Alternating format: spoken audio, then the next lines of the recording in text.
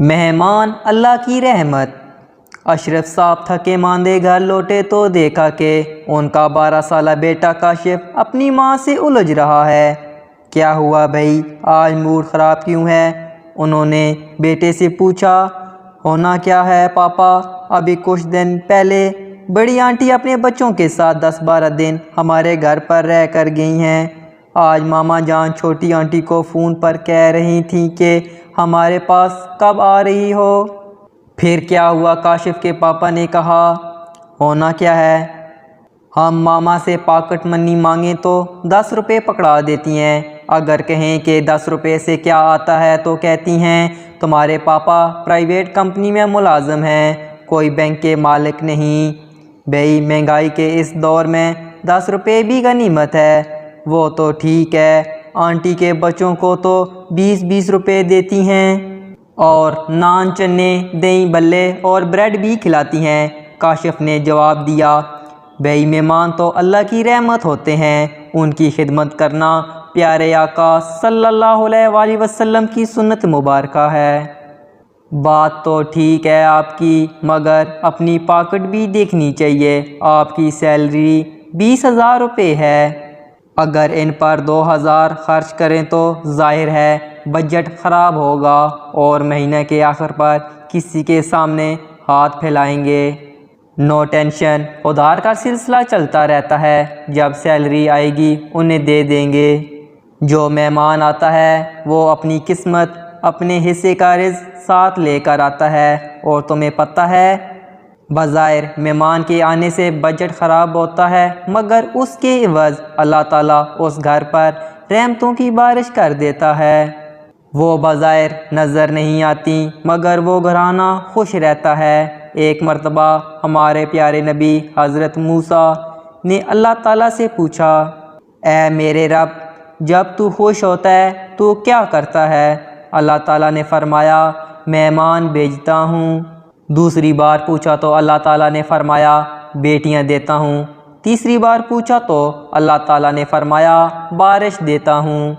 آپ خود اندازہ لگاؤ، جس گھرانے پر اللہ مہربان ہوتا ہے وہاں مہمان بھیجتا ہے، وہاں کا رزق پہلے بھیج دیتا ہے۔ وہ کیسے پاپا، میں سمجھا نہیں۔ اچھا سنو، ایک زمانہ تھا جب لوگ گھروں میں مہمان آنے پر خوشیاں منایا کرتے تھے، اور یہ عالم ہوا کرتا تھا کہ اگر مہمان کسی ایک گھر میں آتا تو پورے محلے کے گھرانے ایک ایک کر کے مہمان کی تواضع سے مطمئن ہوتے۔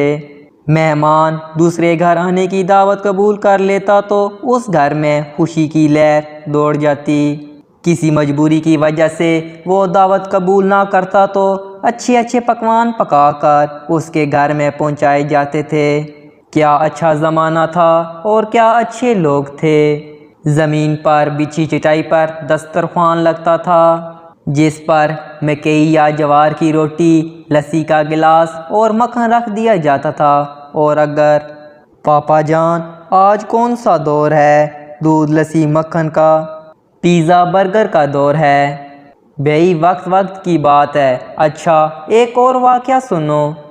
پیارے آقا صلی اللہ علیہ وآلہ وسلم کے دور میں ایک خاتون نے آپ صلی اللہ علیہ وسلم کی خدمت اقدس میں پیش ہو کر عرض کی کہ اس کا شوہر ہر روز کئی مہمان کو لے کر آتا ہے، میں ان کی خدمت نہیں کر سکتی۔ آپ صلی اللہ علیہ وسلم نے اس خاتون کی بات سن لی، اسے کچھ نہ کہا۔